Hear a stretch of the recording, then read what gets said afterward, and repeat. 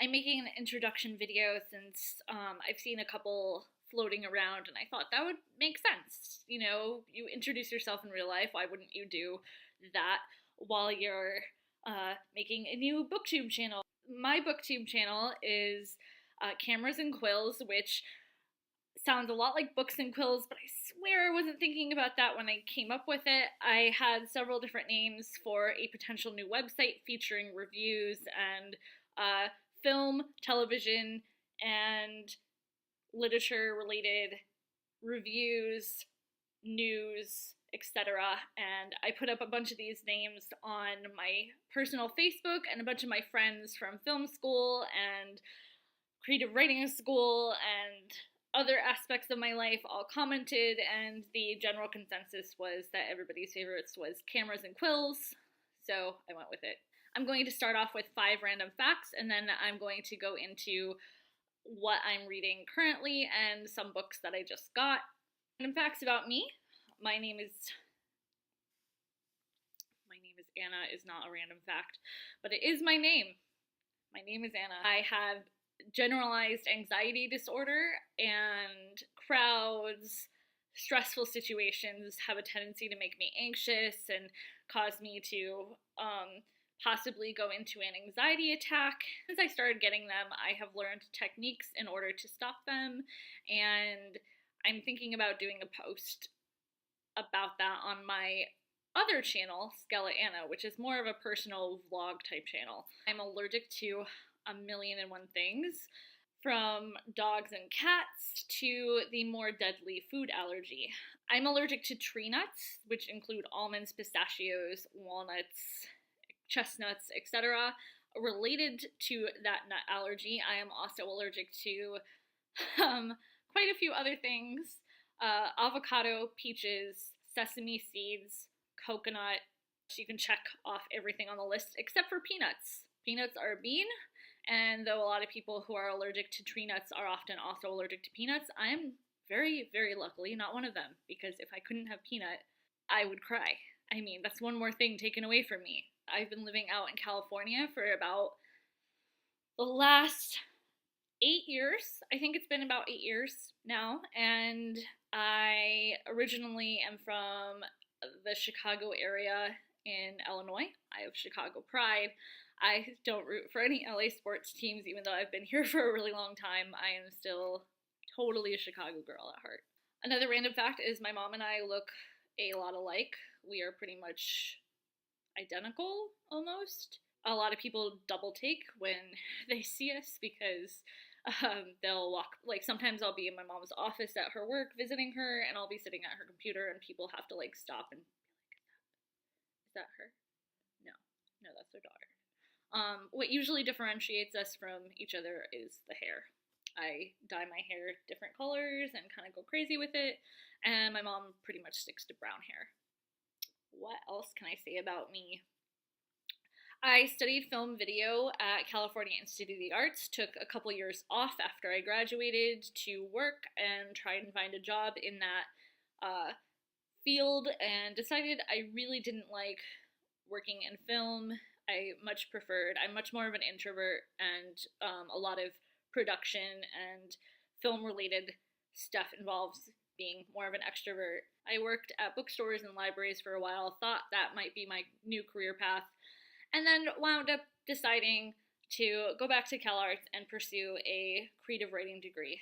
I'm looking to be a novelist and write kind of supernatural fantasy fiction, and also to possibly teach at a school like the college that I went to, an art school, where the focus is more on learning about film and film history and genre work and that sort of thing, than, you know, an academic institution, which I'm actually still interested in possibly going back to school for another degree.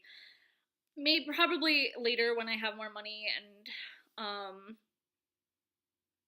I'm going to now show you some of my books that I am currently reading. I have a tendency to be a slow reader, not because I'm actually a slow reader, but because I'm just sometimes I can't be bothered to pick up a book when I have a computer sitting in front of me and I get stuck on Tumblr, and before I know it, the entire day's gone and I'm sleepy, and that book that's sitting on my nightstand is still sitting there. So this is what I'm reading now. It's called One for the Books by Joe Queenan. It's really good, very easy read. At first, when I first started reading it, I was a little put off by his attitude. He's a very cranky curmudgeon. I differ from him in a lot of opinions, but that being said, he's also hilarious. And his writing style and prose and the way he goes about saying certain things totally is worth the disagreement. And in fact, I kind of like that I can disagree with him on so many points and still really love the book. That's, I think, something hard to find. Usually, if I really disagree with somebody on something, I want to throw the book at the wall and not read it anymore. But with this one, I really enjoyed reading it. I'm about halfway through, a little less than halfway through, and it's great. I highly recommend it for anybody who likes books. To be warned, though, a lot of it has little French isms in it, which I don't understand, but can kind of guess based on the context in which he's writing it in.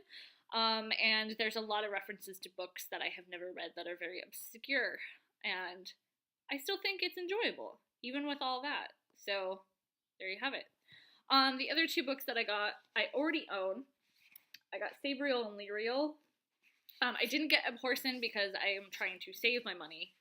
This is one of my favorite series. I actually recently tweeted at Garth Nix about re-releasing the novels because his fourth novel in the series is about to come out after a very long hiatus.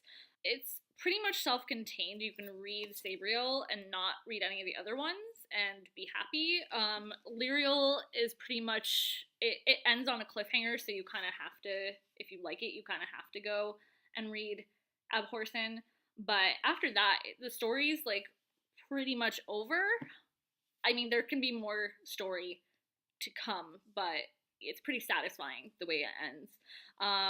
But there's a lot of mythology and a lot of interesting things in it, and I have just loved this series since I read it when I was a teenager, and I highly recommend it. And they have new books out.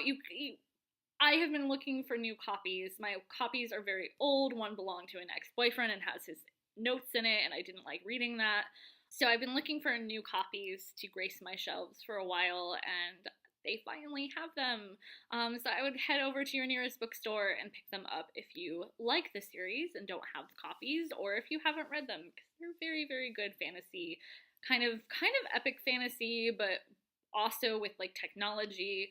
So that's pretty much what I have right now. I'm also in the middle of reading A People's History of the United States, which is a book about the people's history of the United States, and I bought it, a copy for me and a copy for my dad for Father's Day, in the hopes that we could both read it and then talk about it. I wanted to read some other things, so I'm doing that. I oftentimes read multiple books at the same time. I'm not like one of those people who can read one book. I've tried. I just can't do it. I need to skip around.